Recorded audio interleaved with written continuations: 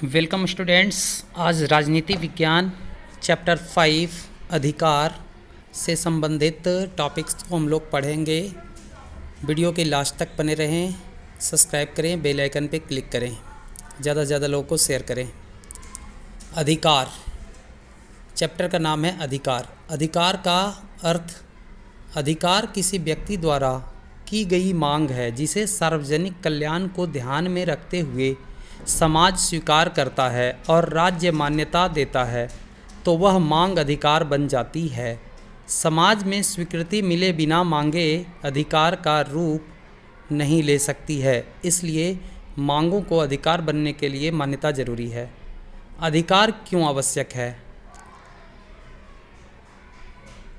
व्यक्ति की स्वतंत्रता तथा गरिमा की सुरक्षा के लिए, लोकतांत्रिक सरकार को सुचारू रूप से चलाने के लिए, व्यक्ति की प्रतिभा व क्षमता को विकसित करने के लिए, व्यक्ति के संपूर्ण विकास के लिए अधिकार रहित व्यक्ति बंद पिंजड़े में पंछी के समान है। अधिकारों की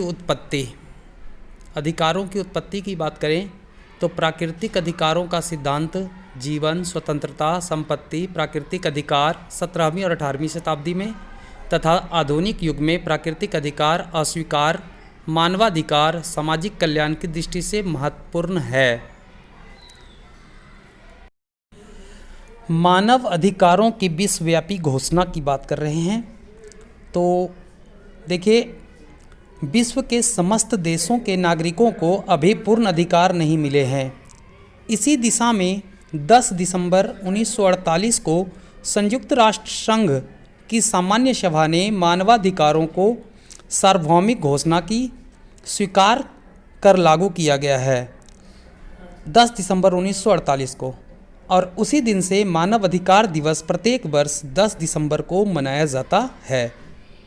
अधिकारों के प्रकार की बात करते हैं तो हर एक इंसान को अधिकार मिलता है, और ये कितने प्रकार के हैं तो मुख्य रूप से 3 प्रकार के हैं। पहला प्राकृतिक अधिकार, दूसरा नैतिक अधिकार और तीसरा कानूनी अधिकार।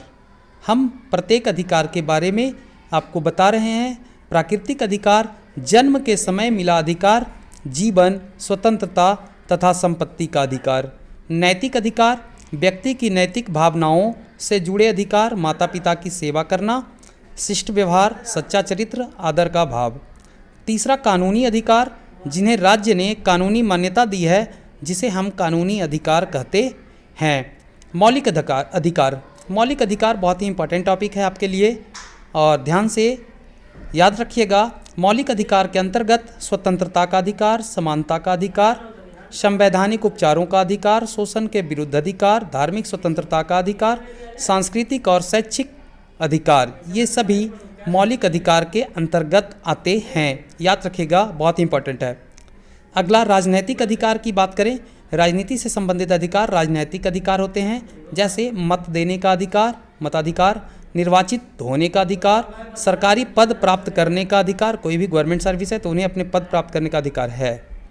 अधिकार और कर्तव्य की बात करते हैं तो अधिकार और कर्तव्य सिक्के के 2 पहलुओं की तरह है।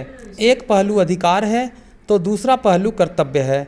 समाज में हमें जो अधिकार मिलते हैं उनके बदले में हमें कुछ न कुछ ऋण चुकाने पड़ते हैं। ये ऋण ही हमारे कर्तव्य हैं। तो याद रखिएगा, अधिकार और कर्तव्य सिक्के के 2 पहलू हैं। कर्तव्य यानी कि जिम्मेदारी, तो देखिए हर एक इंसान का कर्तव्य होता है। कर्तव्य अंग्रेजी के ड्यूटी शब्द से लिया गया है, जिसका अर्थ है ऋण। राज्य नागरिकों को अधिकार के रूप में अनेक देता है। यह अधिकार नागरिक पर एक प्रकार से ऋण है। इसको चुकाने के लिए नागरिक कर्तव्यों का पालन करते हैं। मनुष्य के अधिकारों को दूसरे मनुष्य के द्वारा मान्यता देना कर्तव्य है। कर्तव्य के प्रकार की बात करें तो कर्तव्य के मुख्य रूप से 2 प्रकार हैं, नैतिक कर्तव्य और दूसरा कानूनी कर्तव्य। दोनों कर्तव्य के बारे में भी हम लोग ब्रीफ से पढ़ेंगे। नैतिक कर्तव्य हर एक इंसान का एक नैतिक कर्तव्य होता है, जिसके अंतर्गत अपने परिवेश को स्वच्छ रखने का कर्तव्य, बच्चों को उचित शिक्षा का कर्तव्य, माता पिता व बुजुर्गों की सेवा करना, यह भी हमारा नैतिक कर्तव्य के अंतर्गत आता है। सामाजिक नियमों का पालन करना भी नैतिक कर्तव्य के अंतर्गत आता है। परिवार की आवश्यकताओं को पूर्ण करना, जो भी हमारे परिवार में आवश्यकताएं पड़ती हैं उसे पूरा करना भी हमारे नैतिक कर्तव्य के अंतर्गत आता है।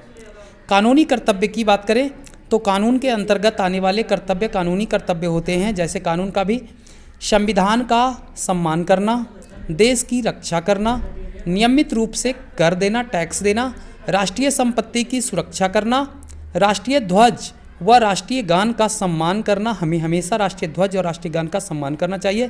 कानून व व्यवस्था बनाए रखना, देश की एकता और अखंडता व सुरक्षा बनाए रखना, प्राकृतिक संसाधनों का समझदारीपूर्ण उपयोग, ओजोन परत की हिफाजत करना भी हमारा कानूनी कर्तव्य